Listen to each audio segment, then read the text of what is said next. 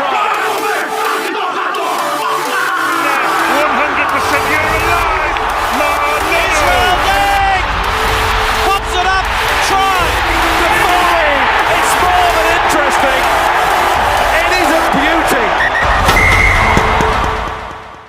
Hello and welcome to episode 52 of the Bonus Point Rugby podcast. My name is TJ Olsen and this has been another roller coaster week in the Pacific. So we're ready to get stuck in and talk all about it. But we've subbed out Huller this week and we've got a very special guest filling in for him today. So please welcome 2003 Super Rugby champion and also 2005 IRB Sevens Player of the Year, Orene Ai'i. What's up, Rens? How we doing, brother? So TJ, all good. Thank you. Thanks for having me on the show, bro. Of course, man. And anytime I can get someone of your caliber on the show, especially with a good yarn that you hold, I think I'll gladly put you on every time. So obviously last time we got to catch up, it was in person while you were living over here in LA and with the Giltinis, and now you're back in the land of the long white cloud. What have you been up to, brother? Just been catching up with everybody, really. Just trying to reconnect with friends and family.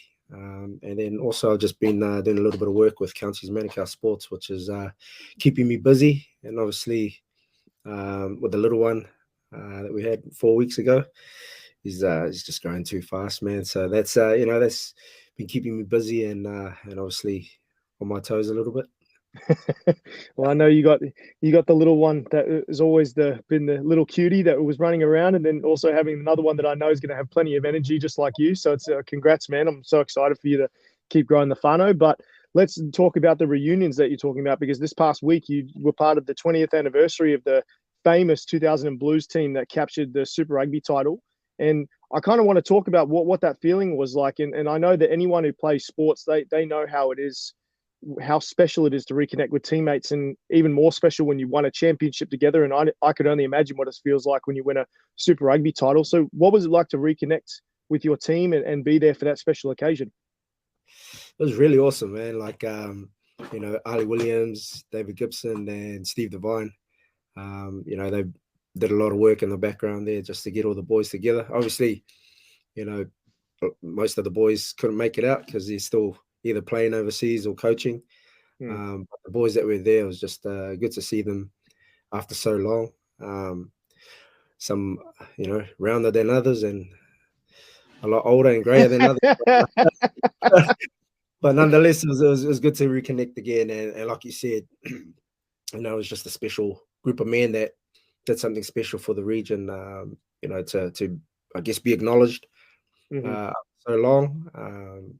Was awesome, and just to catch up with everybody and share our stories from back then. It was a really special weekend for us.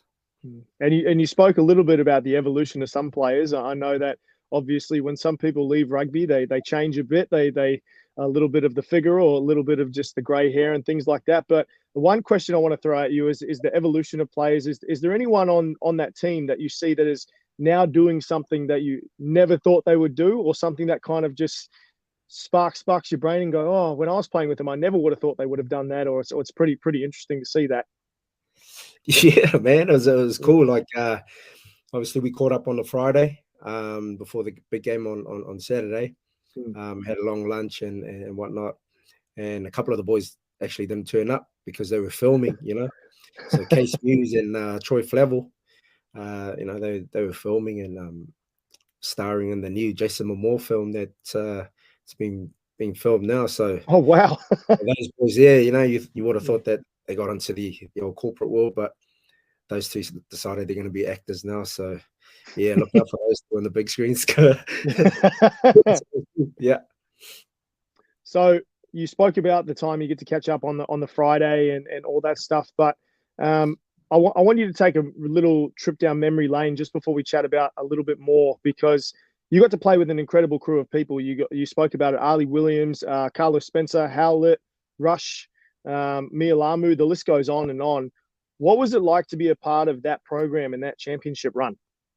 It was awesome. Like I said, everything about that year, from pre-season right throughout the season, it was just awesome to be around those guys. Obviously, being a player but I also, had the best seat in the house because I got to rub shoulders with these guys and obviously learn and just embrace the game and just do something special like winning that championship that year.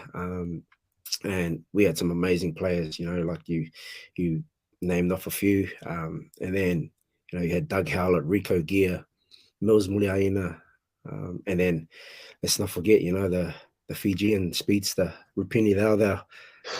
He was just something else. So yeah, it was for me being in that side, and the opportunities that I got, and I just cherished every moment of it, because when you got the caliber of players like that in your squad, sometimes it gets quite hard to get a bit of game time, but just being patient and just being there as part of the team, all I guess striving for the same goal. That's what made it special, and for us to win it and win it against a great Crusaders side, made it even more special.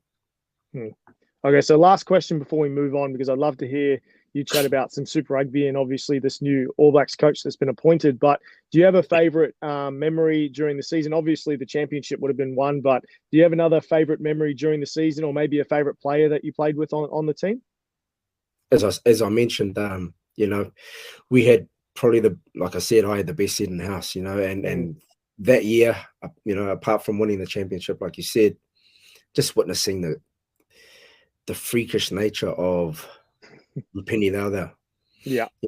Some of the things that he did on the field was just unbelievable. And I remember I sat in the stands with him on Saturday, watching the game on Saturday, and I asked him, and I said, because we watched the highlights of the season in 2003 and that long lunch, and the stuff he did, he made it look so easy. Mm-hmm. I went to him and I said, did you realize how easy it was, or was it hard for you? Was it easy for you to do what you did? Because it looked easy from where we were sitting. The way you were scoring these tries and just carving up, and in true Rupini styles, he's just like, I don't know. Yeah, but just watching him having a front seat, and I guess just being there, just witnessing him do his thing. Yeah. Well, I mean, a lot of people will argue that he could have played for a lot longer than he did, and he was just a sensational player. I would have loved to see him play for another 20 to 50 years because he just did so many of the things that he did. But yeah, I can only imagine what it would be like to sit there and watch all those freakish things, because man, he killed it. But let's move on to the modern day, because I want to get your head about the Super Rugby games over the weekend, because we had a lot of riveting matchups over the weekend. And the first one I want to chat about is obviously the one you were in the stands for, and the Blues Crusaders game. So a lot of people were saying that it was going to be the biggest game of the year, because you've got a rivalry that's lasted the test of time. You've got so many awesome matches between those two amazing franchises. And I think it delivered on the excitement factor for sure. But unfortunately, the Blues ended up going down at a really tight side. What did you think about the matchup in total when you were watching it? Every time you come up against the Crusaders, it's always going to be a tough game. And, just with the way the boys are built these days, and obviously the skill set that they have, you knew it was going to be an exciting game. And that it was definitely exciting. Some great tries scored. But, just the physicality, being that close to the action, just seeing guys throw themselves at the line and obviously, as you saw it towards the end there, the Crusaders defended tremendously to keep the Blues out. Just it's always hard, to kind of get one up. If you're not mentally and prepared really to bring your A game against the Crusaders, it's always going to be a tough game. And the Blues, I guess, found that out on Saturday night. They let a few tries go, but yeah, and also let a few tries in. So as coaches, I think they'll go back and have a look at that and try and rectify, especially the side of letting so many tries in so easily. Yeah, I think the silver lining is that it has happened a lot earlier in the year than it has in the past. Sometimes those derbies usually happen right at the end, and then you have to go right into finals footy, or you don't really get a good glimpse of them. Sometimes they may rest a couple of their players, and they may hold some stuff for the finals, but at least they now have a good idea about certain strategies or things, and things will change throughout the season, but at least they can now go back to the drawing board. They can take that L in stride, and then they can come back and fight a little bit harder in the next matchup. But another thing I would like to get your opinion on, obviously as a player and a coach, you've seen these things happen, but the new trial laws they've got in Super Rugby at the moment, they've introduced some things mainly geared around speeding up the game, and I think as well keeping the game as exciting as possible. Things like speeding up between scrums and lineouts, shot clock on kicking, time clock on every ruck. And I think one that you probably would have loved when you were playing fly half was keeping the 9 behind the scrums and getting some actual clean ball from the back. So what do you think about these laws that you've seen? Yeah, I think it's great. You know, it's you see the flow of the ball. It's a lot quicker, obviously, and it's just gonna, I guess, make teams and coaches and trainers, you know, I guess, you know, with the time strains on certain things, you know, the fitness levels probably have to go up a little, you know, up a notch. So that's going to put a lot of pressure on the trainers to make sure that the players are fit enough to, you know, withstand that. But yeah, just having that. I mean, we saw it in the MLR. You know, the 9s couldn't get past the halfway mark of the scrum, and I think it's, you know, when you're on attack, you want to be able to be given that opportunity to kind of attack and get clean balls, so that, you know, then it just becomes a one-on-one, or, you know, a cleaner game rather than, you know, all that mess behind the scrum. Yeah, I think you can see it from the score lines, especially as a lot of these games are coming up to like in the 30s or 40s now.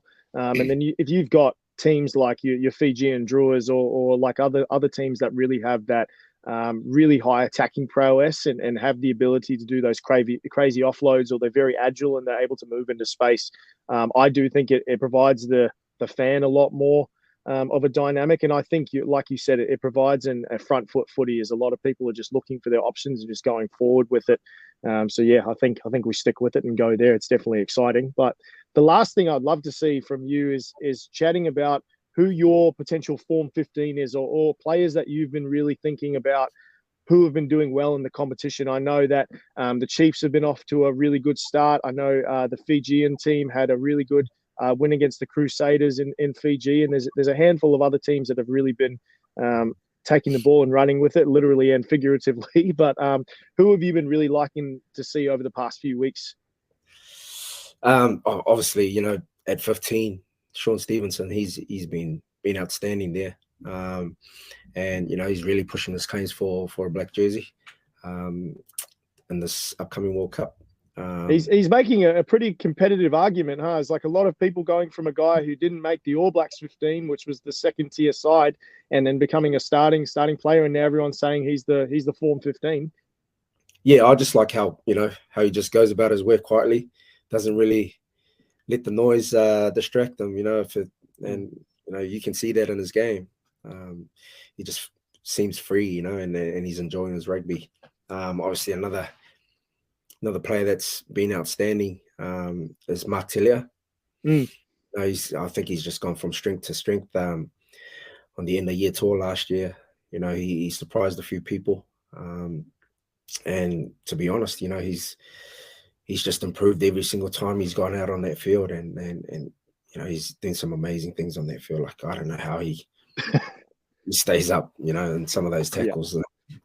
Yeah, and then obviously, you know, centre pairing is pretty. I like the look of the Drewer, you know, centre. Right now, obviously, he made his debut, you know, in the second round, I think it was. Yeah.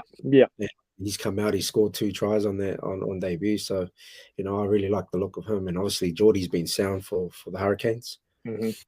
And you know, there's no denying that Richie, you know, when he's on, he's on. At 9, you know, I really like the look of Cam. Roigard. You know, I spent a Yeah, little bit. he's making some good moves, man.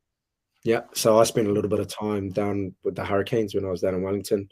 Mhm. You know, just observing their sessions, and he just, you know, I just like the look of him. You know, he's another one pushing, you know, pretty strongly. And then at 8 man, obviously, you know, when Artie's not playing at 8, you know, Hoskins, Tutu's, you know, he's putting up some good numbers and obviously some great performances too. And then for me, I like the open side flanker for the Brumbies. Is it Luke Rima? Luke Rima? Yeah, it is. Yeah. You know, he's It's been standing the last couple of weeks, and you know, when so he pairs with Valentini at 8, I think they're a pretty big force to be reckoned with. It's something that you've got to look at. A lot of people will argue about the back threes in New Zealand at the moment, but I think the Brumbies have obviously been building a lot of great forwards over the time and just been crushing it at the moment. yeah. And then I really like. I'm a big fan of Ethan Blackadder.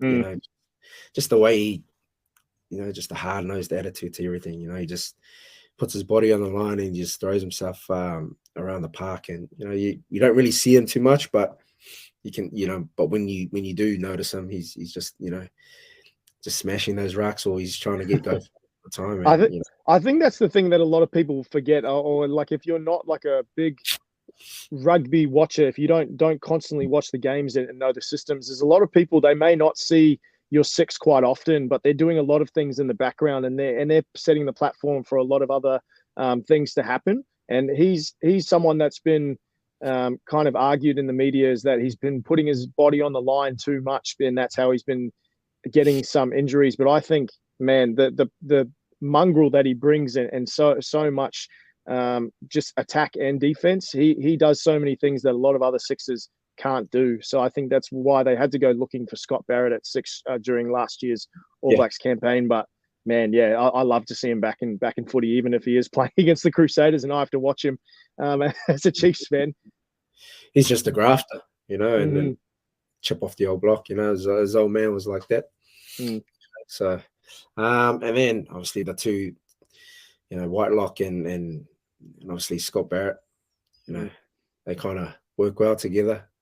Like Whitelock had an amazing game against the Blues in the weekend. Yeah. But the crucial turnover there right on the line. You know, and when you got those derbies and those rivalry games, you know, you usually see the big players step up and, you know, make a difference. And he was outstanding in the weekend. And then, you know, my props, you know, my front row at the moment, I still like the Mahoka Samasoni, you know, from the Chiefs. This, you know, he's awesome. You know, I like him. I just like his demeanor. I like the way he plays, and you know, doesn't really talk too much, but just lets his actions speak for him. That's a good one, yeah. And then, you know, Nipul Olala had an amazing game against the Chiefs. I thought he scrummed well, and then obviously his open field play, you know, some of the lines that he ran and just putting his big frame in front of, you know, players and just, you know, I guess wanting those big collisions, you know, because that's what you want from your big boys, you know, is initiate those collisions and you know, go forward. I think some people saw him make that breakaway and they were all going, "Oh, I didn't know how fast he could run or that he was that quick." And I was like, you got to realize that they're always in the tight trenches. They've only got these finite amount of spaces to work in, and they're just smashing their body. Give them an opportunity to run in open space, they're away. They're quick boys. Exactly, man. You know, so and then you know, the old guy at the Brumbies, old Slipper. He just keeps grafting away, man. Like, you know, he's been there. Like, he's obviously one of the most experienced guys at the Brumbies. You know, and just like he's pretty consistent. You know, week in and week out for them, man. I like, you know, he's awesome, man.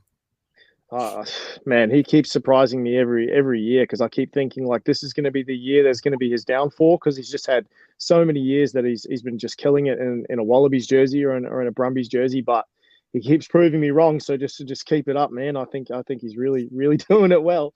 Yeah, I know. He's keeping those young boys away though, so which is good. Keeping those Yeah. young boys honest across the ditch.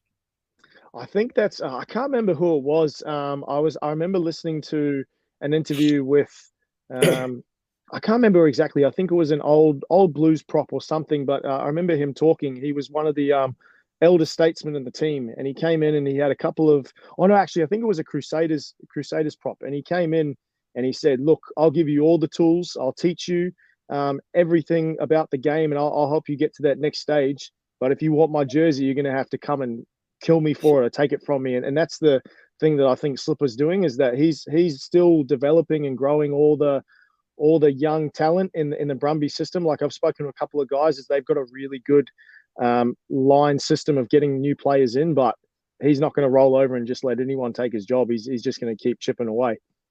Yeah, and that's the way it should be, Yeah. If you're good enough, you'll get it. Yeah. If you're not, get in line. No, that's good. All right, I love that Form 15. I'll encourage anyone else to try and tackle that one, because that's a pretty solid one over the past couple of weeks. But let's move on from the Super Rugby and let's chat a little bit about this All Blacks announcement, because it shocks some people with the way that the NZR's done it, but it's kind of been the worst kept secret in New Zealand for the past year, because everybody knew that Razor was going to take this job. But he's had unparalleled success in Super Rugby as a coach, and he's obviously been in a lot of other programs. I know he's been in Canterbury, he's been in with the 20s, he's done a few other campaigns as a coach or as an assistant coach, and he's always come in and success seems to follow him. And he's making the jump to international rugby, which he's been wanting to do for a little bit. So I'd love to hear from you, because I know there was a couple of other names in the hat, like Joe Schmidt, Jamie Joseph. And do you think this is the best move for the All Blacks to go in the step with Razor, who has limited international experience but really good experience in other programs, or should they have gone with someone like Jamie? Look, I like the appointment. I'm a big fan of Razor. And obviously, like you said, it was New Zealand's worst kept secret. But then on the other hand, I felt like that New Zealand, because the cat was kind of let out of the bag, months before, that they kind of had no other choice to kind of give it to Razor. Or,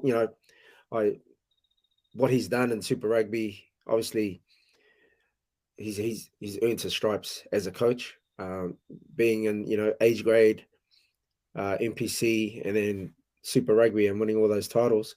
I just think that he's done the yards, and he deserves his chance. For him to create that legacy at the Crusaders, I just think that he'll bring that same enthusiasm, the same excitement, and he can build something really, really special with the All Blacks. And I just think, they should have just named them, when they were going to name him, instead of, putting Foster through all of this. But yeah, now it's out of the bag. I guess it's official now. Foster can now focus on trying to win a World Cup, and Razor can focus on the Crusaders, knowing that, when the reins are handed over, he's ready to go. Yeah, I think this is kind of a new ground for New Zealand rugby, because it's always been traditionally, it's like the farming system, is they would always have the assistant coach become the new head coach, and it'd always be someone internally. I think they now, with the way the game is changing and just so many other variables, I think it is now good that they're going through a process where it's technically the best person for the job, or at least perceive the best person as the job, rather than just going, okay, they have to come in internally, they have to work their way up, which is, I'm all for earning your stripes. But if you've got someone who's been toiling in Super Rugby and in so many other competitions and doing so many good things, is we want the best person in New Zealand rugby, and we don't want to see them leave. We want to make sure that we're keeping those coaches around. But you spoke about Fozzie, and he's obviously taken his name out of the hat for becoming the new All Blacks coach, and now with Razor's signing, it's now become confirmed. But he still now has to take this group to France and try and win a World Cup.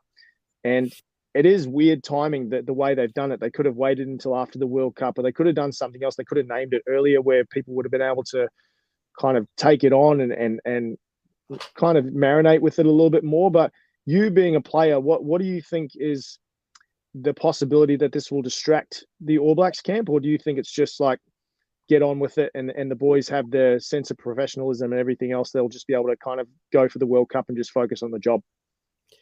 I guess now, like I said, now it just allows the players to really focus on what they need to do. Obviously, performing for their franchises, but in looking at the bigger picture, they can really say, okay, cool, we've got 6 months with Fozzie, if that, 6 months. Mm-hmm. That's really, get them behind them and send them off on a good note. I just think, the more they get distracted, it's gonna all unravel at the World Cup for the AB. So the quicker they can kind of park that and get rid of that distraction, the better moving forward, I think. So I think the one thing that there's no question about is Razor's an incredible coach that has the ability to get buy-in from his players. I think I've heard a lot of people say that he is really a player's coach, and you can obviously see his attitude and the way he conducts himself is he is a professional coach, but he still is able to have those really intimate conversations and break down walls and build a really good culture and obviously a winning formula as we've seen. But he's been very outspoken as well about the knack that he has with surrounding himself with some quality coaches that fill in his gaps. Like I think a lot of coaches in the past would have been a bit nervous to say that this is my gap, or this is something that I don't feel like I'm very good at. So if you were to be picking his assistant coaches, who would you pick to join his team, whether it's on quality or whether it's potentially a gap that needs to be filled with Razor? Who would you pick? For me, obviously Jason Ryan's got to stay there. He's done an amazing job with the forwards and obviously the scrum. And this might surprise a few people, but I really like the look of Tamati Ellison. Yeah. As a back coach, another coach who's done the yards, who's toiled away at NPC level, age grade, had a stint in MLR, and he's done really well with Razor, alongside Razor with the Crusaders. So, I'd like to see Tams get a shot. And then again, you look at the other side, and you've got Leon McDonald, who's doing well with the Blues as well. So, there's some great coaches out there.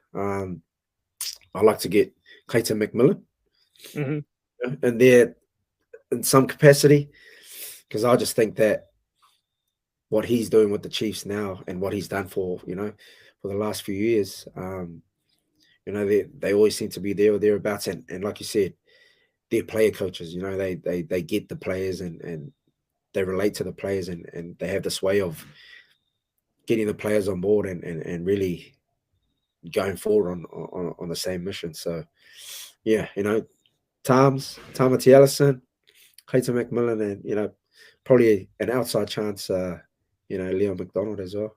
Yeah, no, it's funny that you say Ellison, because as soon as I saw him named as the Lions coach, I was like, that's the best decision that the Lions have made in a long time. It's just he's such a quality coach, and every time, even if you just hear him on an interview or like in between a Super Rugby when they get like 30 seconds with the assistant coaches, he may not say much, but it's the insight that he provides within those small little nuggets it's so good. And I've heard other things like that. Obviously, like you know him a lot better than I do, but I've heard so many good stories about him as a coach and obviously coming in as a player and all those types of things. And I think the whole list of people that you named is they are players coaches. Like I've heard so many good things about Clayton McMillan. Leon McDonald has done so many amazing things. And I think that the only argument people would make is that taking those coaches away into the All Black system from Super Rugby will kind of diminish our coaching ranks. But I disagree completely. I think we've got plenty of great coaches to jump into the ranks and fill those gaps if they do take All Blacks duties. And we saw it happen. Obviously, like for the Wallabies, for example, they didn't have the best campaign under Dave Rennie, but you saw Dan McKellar come in as a Brumbies head coach into the Wallabies system, and he did so many innovative things and great things as a coach. So I think it's all those coaching names. I would love to see them as the All Blacks coaches in the next ring. that's that's what New Zealand Rugby's pathway program is. It's coaching pathways, there's player pathways that all these promote the next guy up. If Clayton and Tamati get asked to be assistant coaches for the All Blacks, then it's the next guy up. So to take over the Crusaders or the Chiefs. I guess as a player and as a coach, the pinnacle of your career and your aim is to coach or to play for at the top level for your country. So, I don't think those guys will turn that down. Yeah, so but I'd like to see those guys. I'm a big fan of Tams. I would love to see that. So I'm going to be hoping and praying by the time this World Cup finishes, or at least even earlier with the bloody coaching announcements that's been happening. I'm hoping I see some of those names in there. But lastly, I'd love to pick your brain. So obviously we spoke about the World Cup still needs to happen. Fozzie still needs to go in and try and win that World Cup under his regime. And he's currently in France at the moment. He's doing some scouting at the Six Nations. He's preparing to find a base in France to get them ready for their World Cup campaign. In your opinion, what do you think this All Blacks team needs to do to get the job done in France? I just think, obviously there needs to be a shift in how they go about the attacking plan. If some people may agree with me or disagree with me, but the last few, Bledisloe Cups and the end of year tour, we got too predictable. I think we got too structured and that we had to do A, B, and C instead of just letting the players be free and expressing it and playing what they see. So I just think that they need to, tweak the attack plan just a little bit, and because they've got the players to do it. When they're all healthy and fit, we can beat anybody in the world. And so, just from me, that's my personal opinion. Is especially from the attacking side of things, and obviously,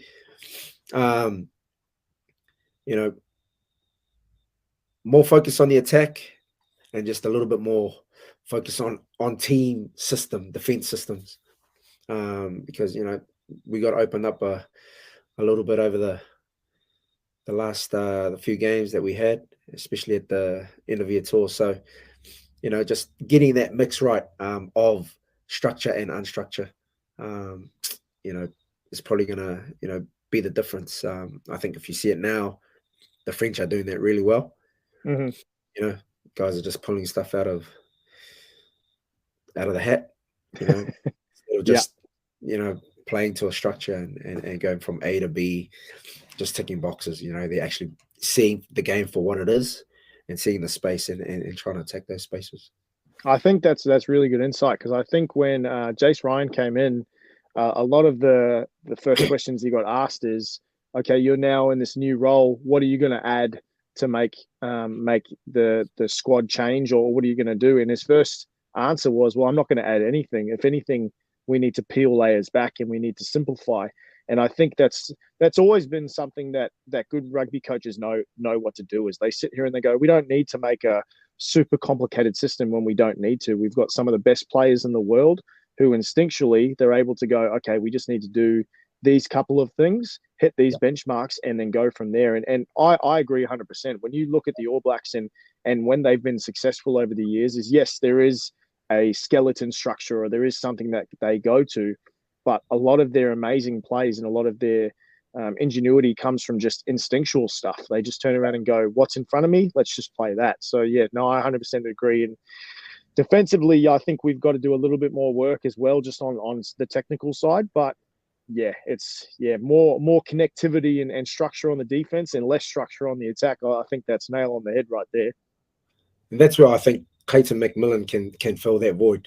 Obviously, they got Scott McLeod in there, but I'd like to see, because obviously Clayton, he was a dominant figure. He loved the contact, and he's good at getting the boys up for defensively. So I just think he'll be great in that role for the All Blacks. Just a fresh approach, and but like you said, defense and attack, tweak those, we should be all right. We'll go. Should be right. Yeah, I think Scotty's had a good run with the All Blacks. He's done some amazing things. But I do think like now is the time if we're going to make a change and we really want to make a spark. Yeah, I'm all for Clayton, and that's not me being a biased Chiefs fan at all. But You know, he's got some good stuff to add. But I think the last thing I want to ask you about is obviously All Blacks aren't just going to come in and win it against no one. They've got to play games, and they've got some incredible opponents in front of them. They've obviously got Ireland, who's just won the Six Nations, who's been doing really well. France have been really showing what they're capable of, and a lot of people are picking them to win it because obviously it's a home crowd, and we've got the All Blacks in that same pool. So if you were to pick a team or two that would be the upsetters for the All Blacks or to win the World Cup, who would you be choosing? like Argentina, they, Really? I think they're gonna surprise some teams at the World Cup. Argentina. So I'm on the throw. Probably my top four. I'd go All Blacks, obviously. Springboks, Mm-hmm. France, and Argentina. Oh, snap. Okay, that's a good one. I think, yeah, if you look at the trajectory that the Argentinian side has been on, I don't disagree with you. Like, there's definitely a way they can pull something out of the hat. And I think like when you look at Ireland's success, they've got to come to a World Cup and they've got to do the first thing they've never done before, which is get out of a quarterfinal. So, yeah, man, that's a bombshell right there. I love Yeah, that I just threw that in, No, that's good stuff. Oh man. Oh, now you've got me reeling. This has been a really good one. I can't wait for that. I think some people will obviously look at it and go, oh, but I really like that pick. That's a good one, man. Watch out for Argentina this World Cup. Oh man, well, it's been great to have a chat, my bro. It's been awesome. First thing I want to say is congratulations on the little one. I'm so happy for you and the whānau, and it's obviously good to have you back in New Zealand. It was amazing having you over this side of the world, but I'm glad you're back around the family, around the friends. Anything you're looking forward to on the near coming future? Just obviously eating more meat pies. That's quite funny. Yeah. A few more pies and a few more donuts, but I've got to start running around again. I've kind of had a nice little break, but I think it's time to get back out there. Never know, I might throw the boots on again for club rugby, and then Right, the amount of people that looked at me when they heard you were coming like back from retirement and playing for the Giltinis, and I was like, this will be nothing. Come on, he's got this, and you ripped it over there. But it wouldn't even surprise me from the boxing workouts you were doing over here in HQ and all the other stuff I see. You can chuck the boots on easy. Yeah, so it'll be good to if I do decide, it'll be cool to run out again and get back into the club rugby scene here in Auckland. But yeah, like you said, man, it's been awesome. Thanks for having me on the show. But yeah, I still miss LA. Vaiana still misses LA. So yeah, we'll be back one day. She's welcome back every time. Anytime she walked in, the whole room just stops and looks at her and goes, "Oh man, the princess of LA is here. Okay, let's go." Yeah. She kind of took that title on pretty seriously. Yeah. Well, man, I'll be hitting you up for some frozen meat pie deliveries and for a couple other things. We'll see if we can get some type of import-export business going back into New Zealand. I don't know how good they'll end up being as traveling all that way, but no, I appreciate it, bro. Thank you so much for tuning in and jumping on the pod. We'll have to get you on soon, eh? Sweet as. Cheers, TJ. Right. Thanks, brother. You be safe. I'll talk to you soon.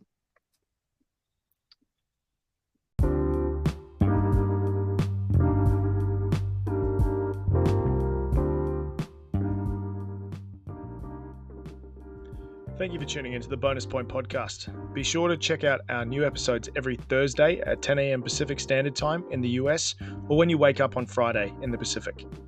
Catch you soon.